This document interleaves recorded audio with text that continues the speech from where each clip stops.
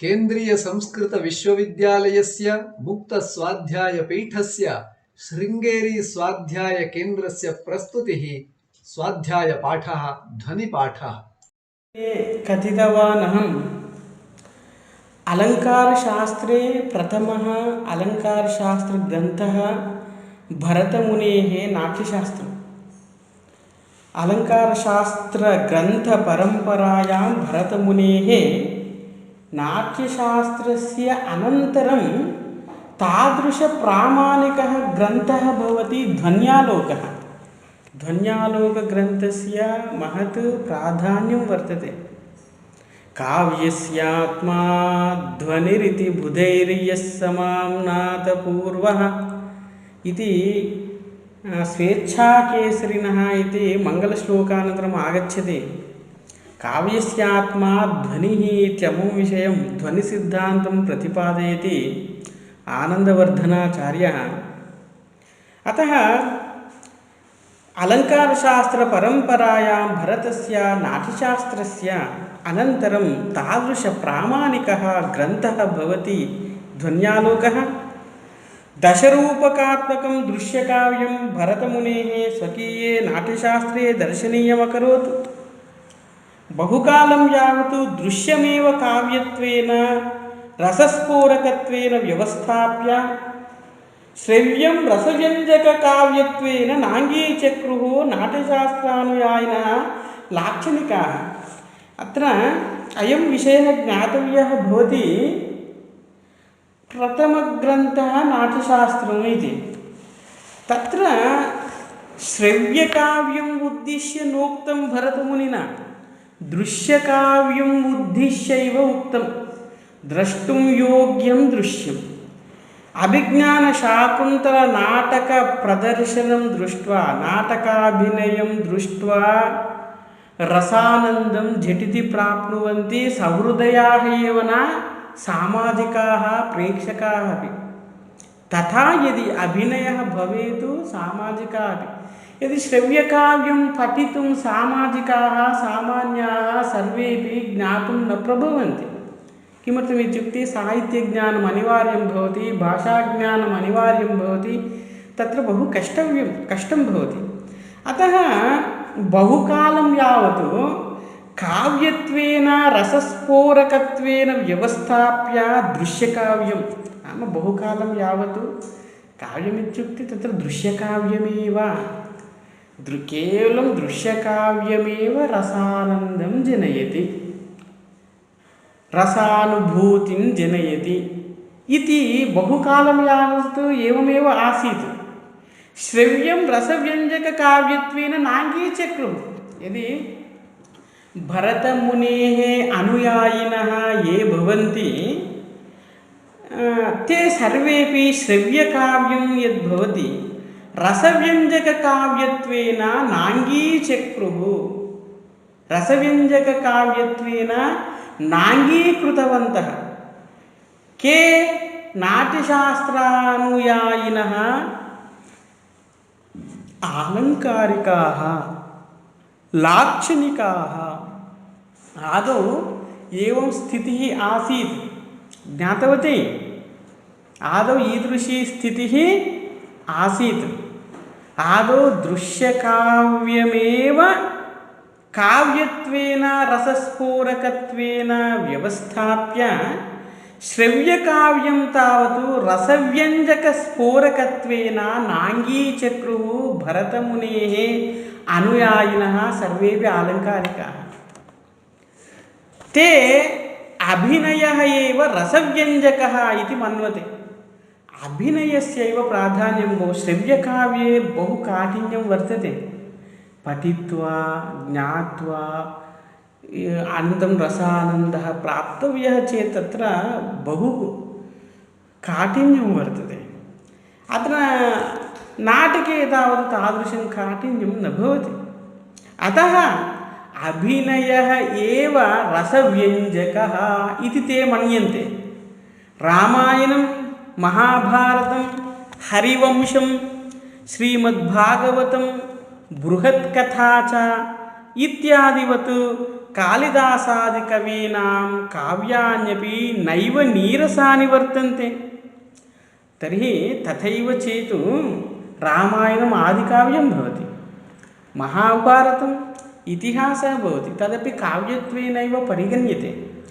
रामायणं, महाभारतं, हरिवंशं, श्रीमद्भागवतं, बृहत्कथा, कालिदास, भारवी, माघ, श्रीहर्ष प्रभृतीनां महाकाव्यानि यानि भवन्ति तानि सर्वाणि नीरसानि वा? तत्र रसः नास्ति वा? तर्हि पञ्चमहाकाव्यानि किमर्थं परिगणितानि? संस्कृतवाङ्मयविजयति पञ्चमहाकाव्यानि सुप्रसिद्धानि इति परिगणितानि वर्तन्ते। किं तेषां प्राधान्यं नास्ति? अस्त्येव, नीरसानि तावत् न भवन्ति। अतः एतादृशश्रव्यकाव्येषु, नाम एतादृशानि श्रव्यकाव्यानि भवन्ति। रामायणं, महाभारतं, हरिवंशं, कालिदास, भारप्रभृतीनां महाकाव्यानि सर्वाण्यपि श्रव्यकाव्यानि भवन्ति। श्रव्यकाव्यस्य लक्षणं, महाकाव्यस्य लक्षणं भिन्नं भवति, लघुकाव्यस्य लक्षणं भिन्नं भवति, नाटकस्य लक्षणं भिन्नं भवति, चम्पूकाव्यस्य लक्षणं भिन्नं भवति। एतत् सर्वमपि भवती षष्ठे परिच्छेदे अन्ते पठितवती। सर्गबन्धो महाकाव्यं तत्रैको नायकस्सुरः, एवं रूपेण तत्र महाकाव्यलक्षणं वर्तते, चम्पूकाव्यलक्षणं वर्तते। एवं रूपेण तत्तत् काव्यानां पृथक् पृथक् लक्षणान्यपि आलङ्कारिकैः कथितानि वर्तन्ते। अतः एतादृशश्रव्यकाव्येषु परिस्फुरन्तीनां रसवाहिनीनां व्यक्तीकरणस्य आवश्यकता अनिवार्या सञ्जाता वर्तते।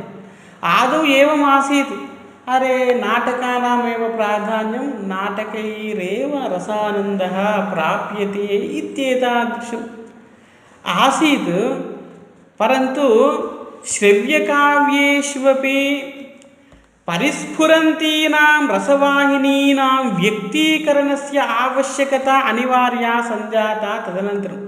अरे श्रव्यकाव्येष्वपि रसानन्दः प्राप्तव्यः एव, तेषामपि महत्प्राधान्यं भवत्येव।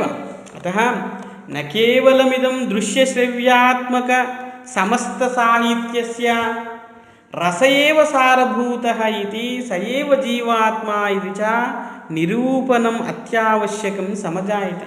तदनन्तरकाले किं जातम् इत्युक्ते, अरे केवलं श्रव्यकाव्येष्वपि रसः एव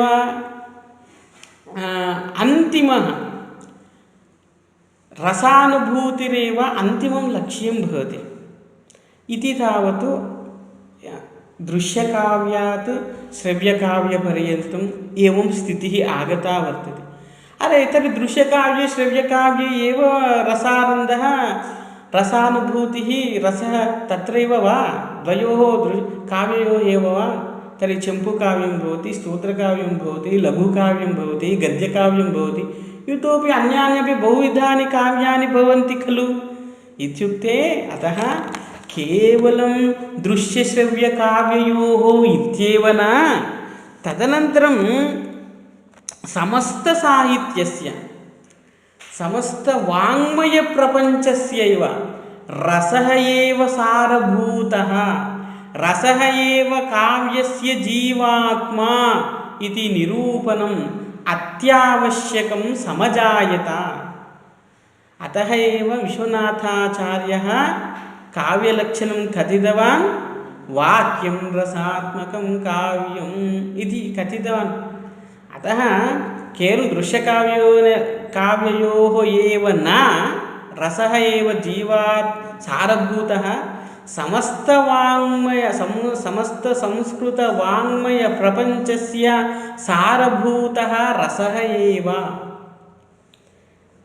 अतः सः रसः एव काव्यस्य जीवात्मा भवति इति आपतितं वर्तते। तदनन्तरम् एतन्निरूपणाय निरूपके समस्तशास्त्रमर्मज्ञता दक्षता प्रधानतया अलङ्कारशास्त्ररहस्यज्ञता अपि अनिवार्या वर्तते।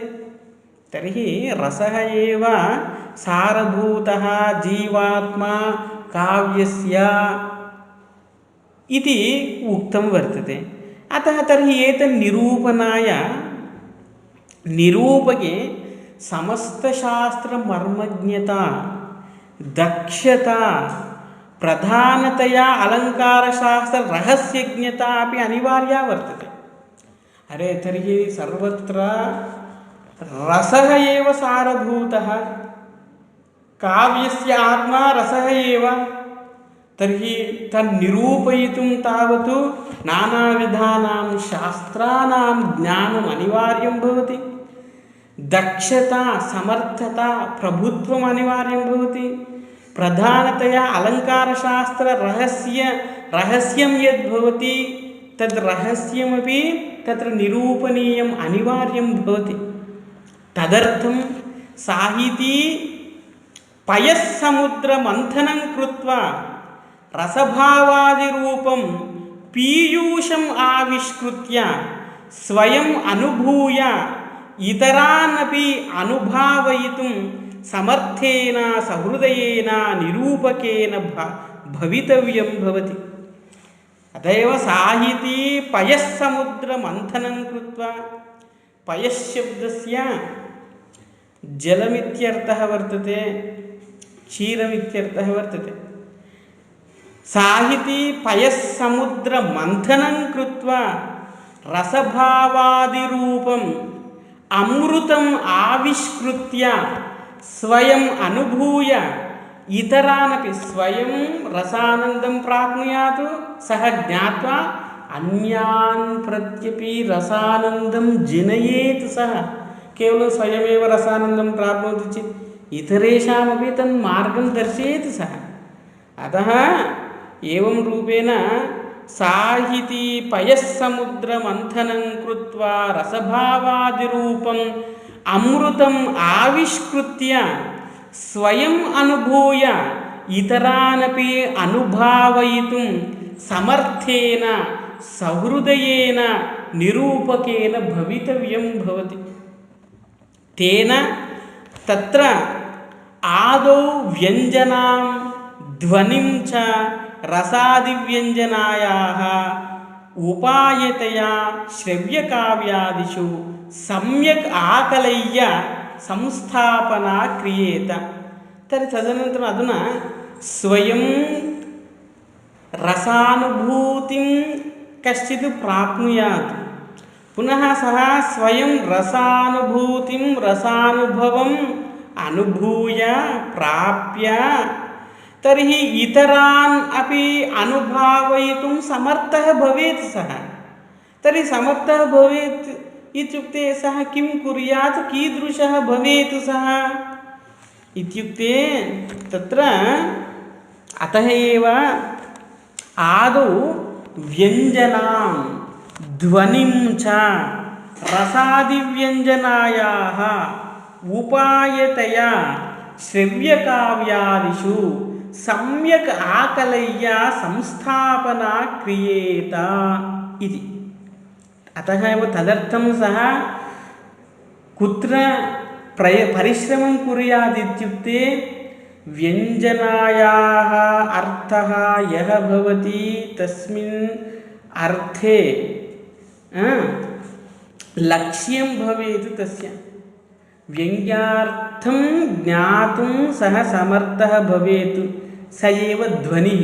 अरे कः ध्वनिः? वाच्यार्थः लोकेऽपि वर्तते। दैनन्दिनव्यवहारवाक्येषु वाच्यार्थः एव प्रधानभूतः। काव्यं किमर्थम् अस्ति इत्युक्ते वाच्यार्थं ज्ञातुं काव्यं नास्ति। ध्वनिकाव्यम् उत्तमकाव्यम् इति उच्यते। किमर्थम् उच्यते इत्युक्ते तत्र व्यङ्ग्यार्थं ज्ञातुं ध्वनिं ज्ञातुमेव काव्यं वर्तते।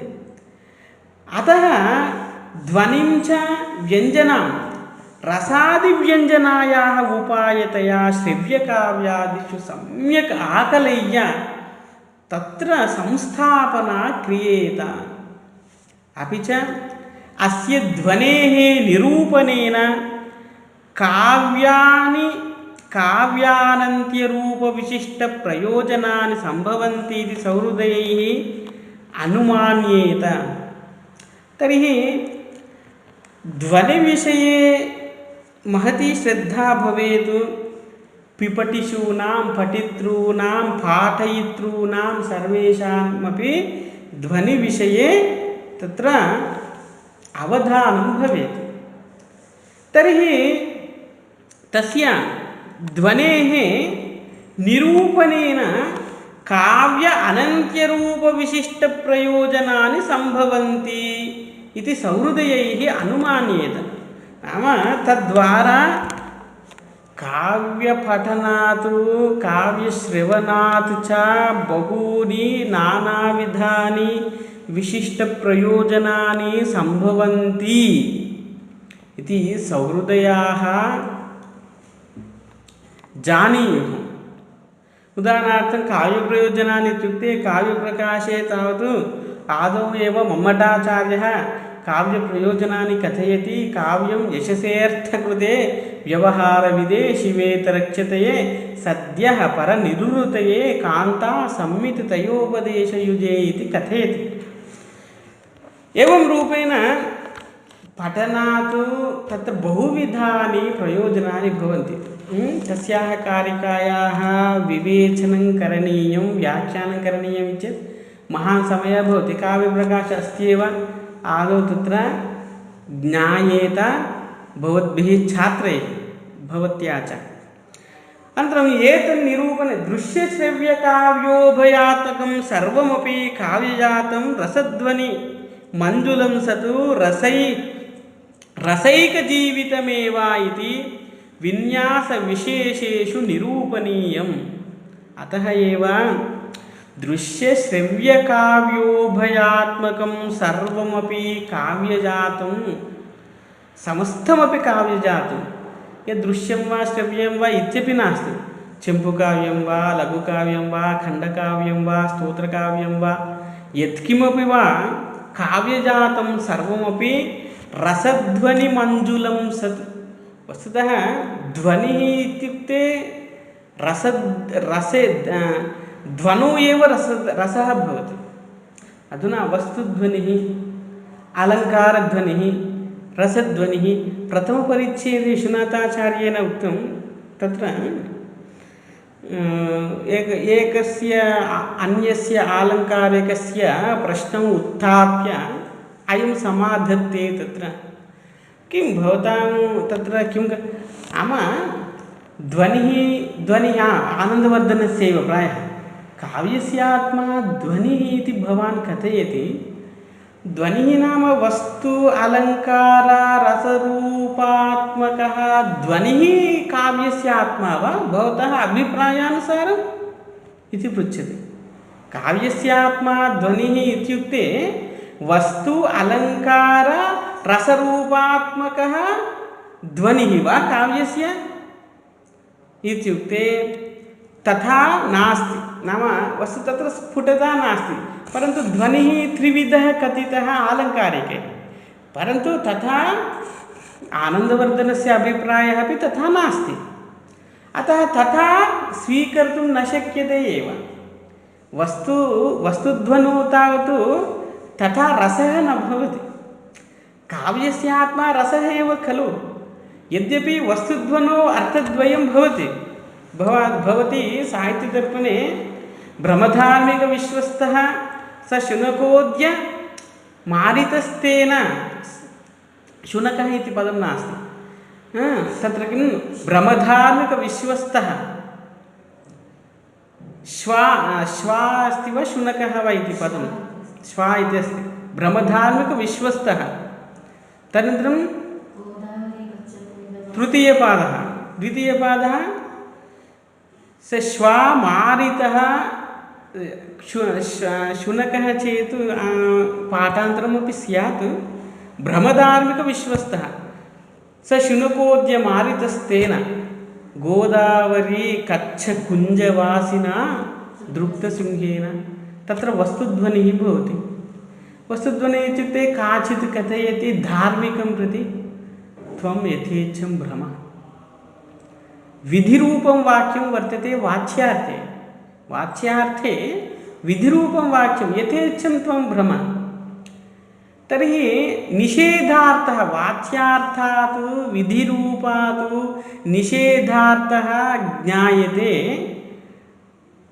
निषेध मा भ्रम इति। प्रातः एव एकः शुनकः सिंहेन अत्रैव मारितः। अस्य उद्यानवनं गोदावर्याः नदीतीरं परितः सिंहः अत्रैव भ्रमति। अतः शुनकं मारितवान् भवन्तमपि मारयेत्। अतः अत्र इत्युक्ते तत्र वस्तु रसः नास्ति, अर्थद्वयं ध्वनिः अस्ति। कीदृशध्वनिः? वस्तुध्वनिः अस्ति, विषयध्वनिः अस्ति, विषयान्तरध्वनिः अस्ति।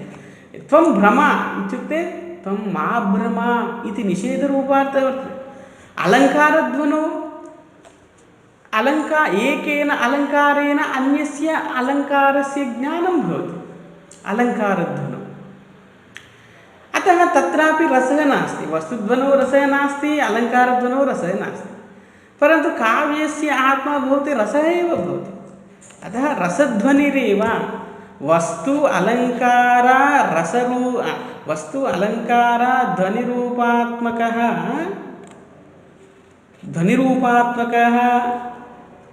ध्वनिः काव्यस्य आत्मा न भवति। केवलं रसध्वनिः एव काव्यस्य आत्मा भवति इति तत्र विश्वनाथाचार्यः कथितवान् तत्र। अतः दृश्यश्रव्यकाव्योभयात्मकं सर्वमपि काव्यजातं रसध्वनिमञ्जुलं सतु, नाम समस्तमपि काव्यप्रपञ्चः अथवा काव्यवाङ्मयं काव्यजातं सर्वमपि कीदृशं भवेत्? रसध्वनिमञ्जुलं सत् रसैकजीवितमेव। नाम रसध्वनियुक्तं रसव्यञ्जकत्वम् अथवा रसध्वनिमञ्जुलं सत् रसैकजीवितम् एव भवति। एवं एतादृशविन्यासविशेषेषु निरूपणीयं भवति काव्यं।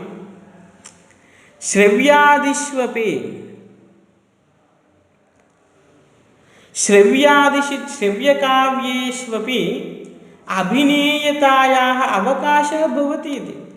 आदौ भरतमुनेः अनुयायिनः सर्वेपि, नाम तत्र नाट्यशास्त्रम् इत्युक्ते नाट्यस्यैव अधिकः विषयः तत्र कथितः वर्तते इति धिया आदौ नाटकानां प्राधान्यम् आसीत्। तदनन्तरम् आगच्छता कालेन तावत् तत्र समयः परिवर्तितः वर्तते। श्रव्यकाव्यानां बहु प्राधान्यं समागतं वर्तते। तत्रापि रसानन्दः प्राप्तव्यः, एवं क्रमः भवति। नानाविधाः सम्प्रदायाः समागताः वर्तन्ते। अतः केवलं तर्हि आदौ तातु नाटकं कथं भवति? पात्रधारिणः भवन्ति, पात्राणि भवन्ति, तत्र वाक्यानि पृथक् पृथक् भवन्ति। काव्ये तावत् तथा न भवन्ति। श्रव्यकाव्येषु नाटकेष्वपि श्लोकाः तत्र तत्र भवन्ति, मध्ये मध्ये श्लोकाः भवन्ति, परन्तु श्रव्यकाव्ये तावत् सम्पूर्णाः श्लोकाः एव भवन्ति। तत्र पठितुं तत्र किञ्चित् कष्टम् अनुभूयते, तत्र कश्चन परिश्रमः अपि अपेक्षितः एव। तथापि श्रव्यकाव्येष्वपि अभिनेयतायाः अवकाशः भवत्येव। तत्रत्यं विषयं सम्यक् ज्ञात्वा अपि तत्र अभिनयः कर्तुं शक्यते। अतः श्रव्यकाव्येष्वपि अभिनेयतायाः अवकाशः भवत्येव। अभिनयस्य रसव्यञ्जकत्वं भरतमुनिः सम्मतमेव इति निरूपणीयं। भरतमुनिना अभिनयः अनुकरणरूपः इति प्रतिपादितः। प्रायः नाट्यशास्त्रे कति अध्यायाः सन्ति जानाति वा? नाट्यशास्त्रे अध्यायाः भवन्ति। अस्मिन् सत्रार्धे भवतां प्रथमद्वितीयो अध्यायो आहत्य 36 अध्यायाः भवन्ति। भरतमुनेः नाट्यशास्त्रे तृतीयं पत्रं स्यात् भवतः। एतद् ध्वन्यालोकपत्रं द्वितीयं भवति। प्रथमपत्रं काव्यप्रकाशः, एवं चतुर्थपत्रं नैषधीयचरितं, पंचमं वैदिकवाङ्मय इतिहासः। एवं तर्हि अत्र भरतमुनिना तत्र अभिनयः सप्तमे अध्याये भावः प्रतिपादितः, पुनः अष्टमे वा नवमे एकैकस्मिन् अध्याये एकैकः विषयः प्रतिपादितः। आगामिनी सत्रार्धे षष्ठसप्तमो अध्यायो भवतः। आहत्य 36 अध्यायाः भवन्ति। एकस्मिन् अध्याये अभिनयविषयः अपि प्रतिपादितः भरतमुनिना। तर्हि अभिनयः कीदृशः इति प्रतिपादितः। अभिनयः अनुकरणरूपः इति प्रतिपादितः। अनुकरणरूपः अभिनयः। अनुकरणरूपः दृश्यकाव्ये भवितुमर्हति, श्रव्यकाव्येपि भवितुमर्हति। अनुकरणरूपः यदि रघुवंशः अस्ति, तत्र रामः, दिलीपः, रघुमहाराजः, सीता, अरे ते कथं किं कुर्वन्, तेषाम् अनुकरणं कथं वर्तते इति सम्यक् ज्ञात्वा अपि अयं कश्चित् अनुकरणं कर्तुं शक्नुयात्। अभिज्ञाशाकुन्तलेपि तत्र दुष्यन्तः कथम् आसीत् तस्य अनुकरणमेव खलु अयं करोति। अत्रापि तथैव। अतः अभिनयः नाम अनुकरणरूपः इति प्रतिपादितः भरतमुनिना नाट्यशास्त्रे। अभिनयः नाम अनुकरणरूपः। तथा च दशरूपके, दशरूपकं केन विरचितमिति कथितवानः धनञ्जयः। धनञ्जयेन विरचितं दशरूपकम् अलङ्कारशास्त्रग्रन्थः। अवस्थानुकृतिर्नाट्यम्, अवस्थानुकृतिर्नाट्यम् इति दशरूपके नाट्यं नाम किम्? अवस्थायाः अनुकृतिः। अनुकृतिः नाम अनुकरणम्। अनुकरणमेव नाट्यं। स्वयं नानुकरोति खलु। यत्किमपि वा भवतु, एतावत्पर्यन्तं यावन्ति चित्राणि आगतानि, यावन्ति नाटकानि विरचितानि, तानि सर्वाण्यपि कथाः, तेषां नाटकानां कथाः कुतः उद्धृताः? इतिहासाभ्याम् अथवा पुराणेभ्यः, अथवा नाम इतिहासाभ्याम् इत्युक्ते रामायणमहाभारताभ्याम् अथवा भागवत, अत्रैव परिभ्रमणं भवति। कदाचित् नूतनस्वकीयां कल्पनाम्, अन्यां नूतनां कथां सृष्ट्वा यदि भवति तदपि भवितुमर्हति, परन्तु प्राधान्यं तावत् पुराणेभ्यः अथवा इतिहासाभ्याम् अथवा एवं रूपेण अस्माकं प्राचीनग्रन्थेभ्यः एव कथाः उद्धृत्य बहूनि नाटकानि विरचितानि भवन्ति। अतः सर्वत्रापि तर्हि तदानीं किं भवति? अनुकरणमेव भवति। नाम यदि नूतना कथा, कस्मिन्नपि ग्रन्थे कथा नास्ति, नूतनः विषयः चेत् स्वानुकरणं भवति। परन्तु अनुकरणम् इत्युक्ते अत्र अभिनयः नाम अनुकरणरूपः इत्येव अर्थः भरतमुनिना कथितः। स एव अर्थः दशरूपके धनञ्जयेनापि। अवस्थानुकृतिर्नाट्यम्। अनुकृतिः नाम अनुकरणम्। अवस्थानुकृतिर्नाट्यम् इति। आनन्दवर्धनेन तु श्रव्यम् अनुरणनव्यङ्ग्यम् इति च एवं विधेन श्रव्यानां रसव्यञ्जकत्वं न अपलपनीयम् इति राद्धान्तीकरणीयम्।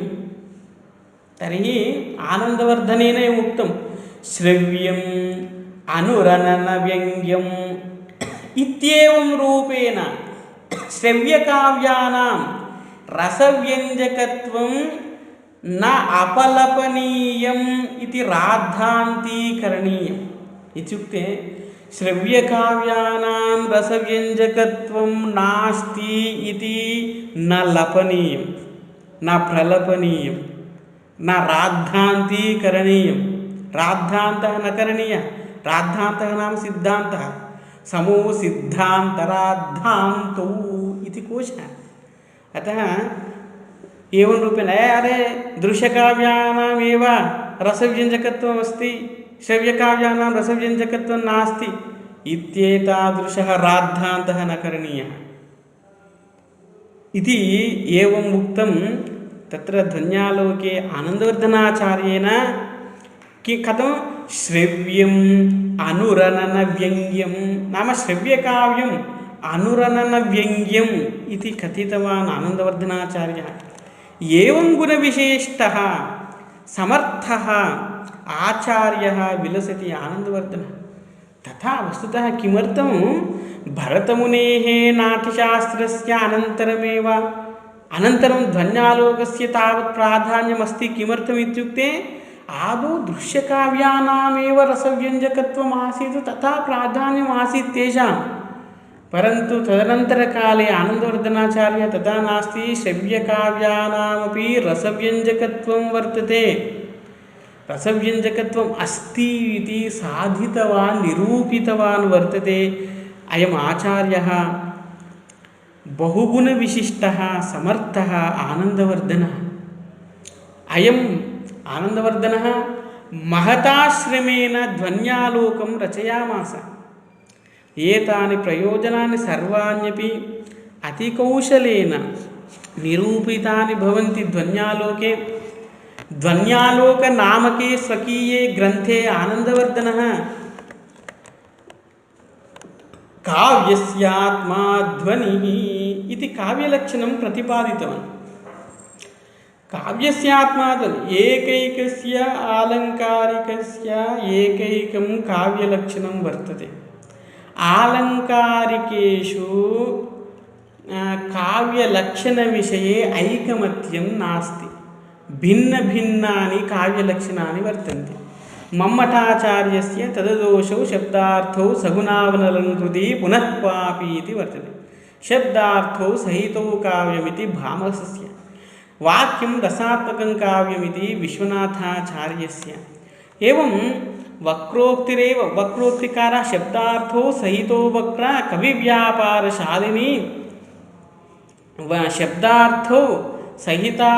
शब्दार्थौ सहितो वक्रा कविव्यापारशालिनी, बन्धे व्यवस्थितं काव्यं तद्विदाह्लादकारिणी इति वक्रोक्तिकारस्य। एवं रूपेण काव्यलक्षणविषये ऐकमत्यं नास्ति, बहुविधानि काव्यलक्षणानि वर्तन्ते। अपि च अस्य आनन्दवर्धनस्य काव्यस्यात्मा ध्वनिः इति काव्यलक्षणं वर्तते। तत्र अभाववादिनां भाक्तवादिनां अनिर्वचनीयतावादिनां च मतानि सहेतुकं खण्डयामास। यदि ध्वनिः स्थापनीयः इत्युक्ते आदौ ध्वनिविरोधिनः ये भवन्ति ते तिरस्करणीयाः, तदनन्तरं ध्वनिः इति स्थापनीयः। अतः तत्परं तत्र आगच्छति अस्ति प्रथमोद्योते द्वितीयकारिकायां काव्यस्यात्मा ध्वनिरिति बुधैर्यः समाम्नातपूर्वः तस्याभावं जगदुरपरे भाक्तमाहुस्तमन्ये केचिद्वाचाम् इत्येवं रूपेण तस्मिन् श्लोके तस्यां कारिकायाम् अभाववादिनां भाक्तवादिनाम् अनिर्वचनीयतावादिनां च मतानि सहेतुकं कारणयुक्तं खण्डितवान् आनन्दवर्धनाचार्यः। तत्र वस्तुध्वनिम्, अलङ्कारध्वनिं, रसध्वनिम् इत्येवं ध्वनिभेदान् सोदाहरणं निरूप्य स्वसिद्धान्तं संस्थापितवान्। आदौ वस्तुतः स्वकीयः सिद्धान्तः प्रतिपादनीयः चेत् पूर्वपक्षे कः विषयः वर्तते, अतः ते कथम् एनं विषयं खण्डयन्ति इति ज्ञात्वा तान् विषयान् खण्डयित्वा स्वकीयं सिद्धान्तं प्रतिपादयेत् यः कोऽपि। अतः एवं रूपेण अभाववादिनां भाक्तवादिनाम् अनिर्वचनीयतावादिनां च मतानि सकारणं सहेतुकं खण्डयित्वा वस्तुध्वनिम् अलङ्कारध्वनिं रसध्वनिं च ध्वनिभेदान् सोदाहरणं निरूप्य स्वसिद्धान्तं संस्थापितवान् आनन्दवर्धनाचार्यः।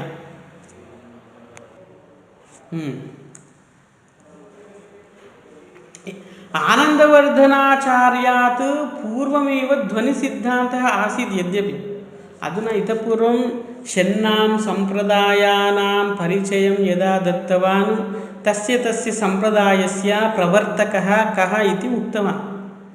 रससम्प्रदायस्य प्रवर्तकः भरतमुनिः, अलङ्कारसम्प्रदायस्य प्रवर्तकः वामवोद्भटरुद्रटाः, रीतिसम्प्रदायस्य प्रवर्तकः वामनः, ध्वनिसिद्धान्तस्य आनन्दवर्धनः, वक्रोक्तसम्प्रदायस्य कुन्तकः, औचित्यसम्प्रदायस्य क्षेमेन्द्रः इत्येवं रूपेण कथितवान्। तर्हि अधुना ध्वनिसिद्धान्तस्य प्रवर्तकः आनन्दवर्धनाचार्यः। परन्तु आनन्दवर्धनाचार्यात् पूर्वमेव ध्वनिसिद्धान्तः आसीत्। तस्य सिद्धान्तस्य स्पष्टतया रूपरेखा नासीत्। यद्यपि ध्वनिसिद्धान्तः पूर्वम् आनन्दवर्धनात् प्रागेव आसीत्, परन्तु तस्य ध्वनिसिद्धान्तस्य स्पष्टतया रूपरेखा नासीत्। परं पण्डितानां मध्ये एतत् सिद्धान्तस्य विषये वादोपवादाः प्रचलन्ति स्म।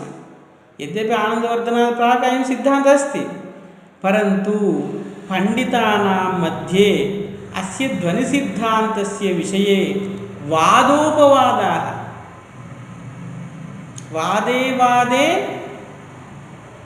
तत्त्वबोधः, वादे वादे तत्त्वबोधः इति किञ्चित् वाक्यं वर्तते।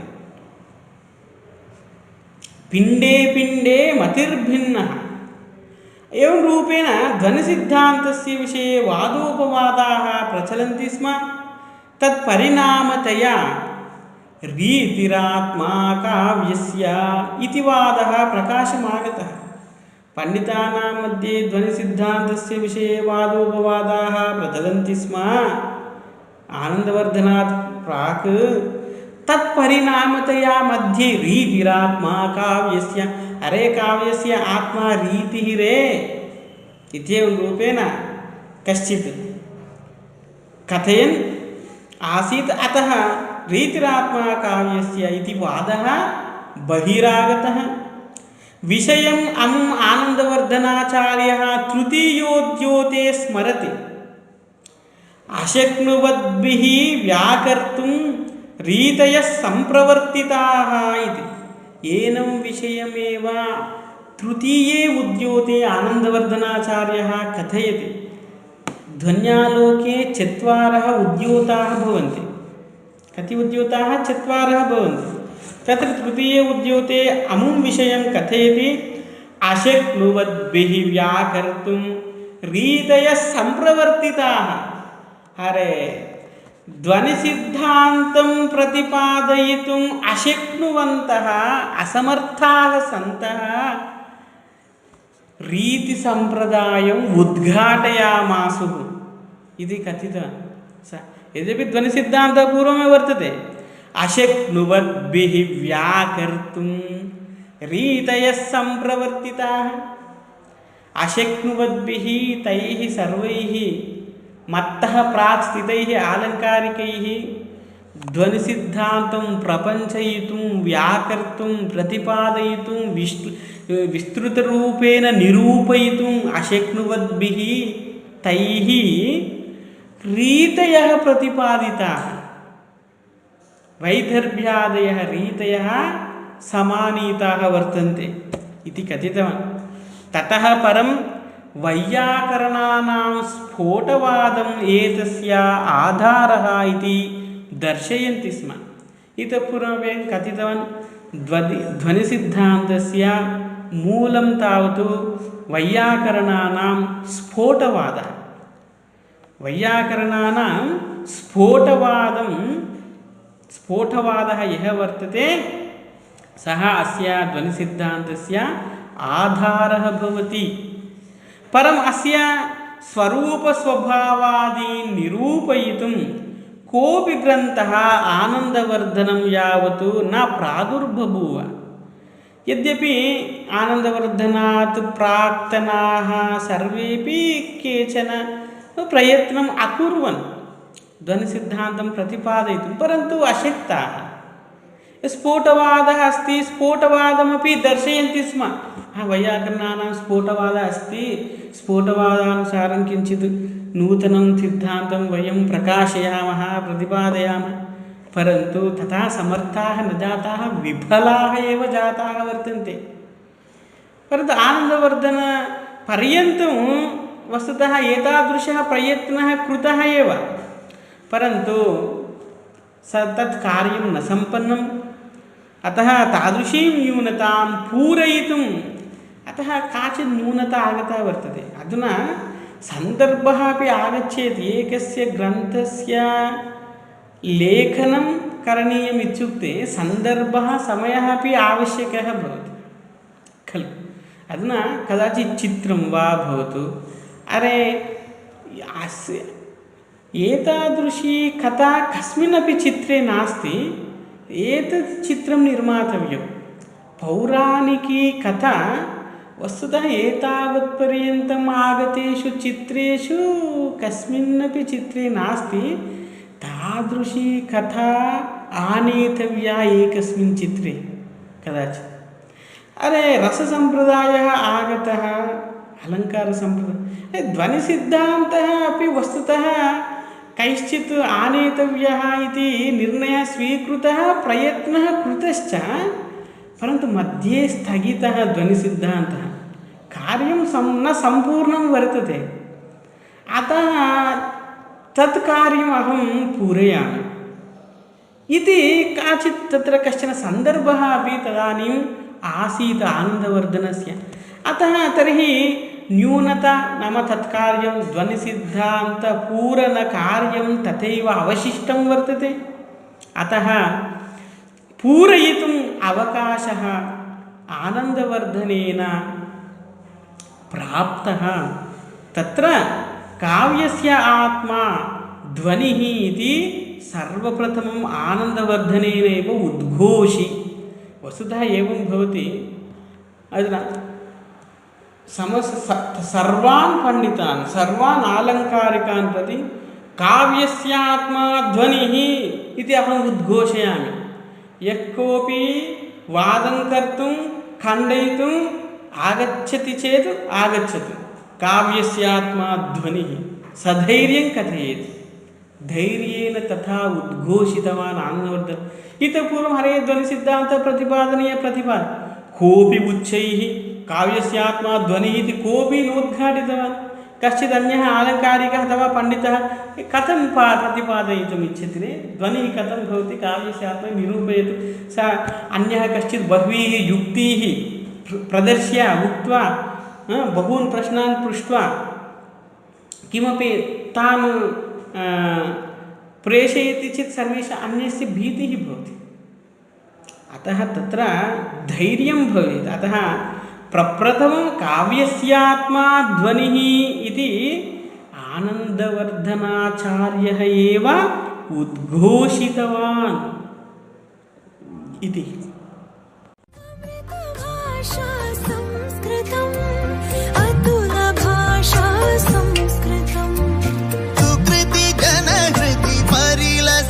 शुभवरद भाषा संस्कृतं भुवन भाषा संस्कृतं भवन भाषा संस्कृतं भरत भुवि परिलसित काव्य मनोज्ञ भाषा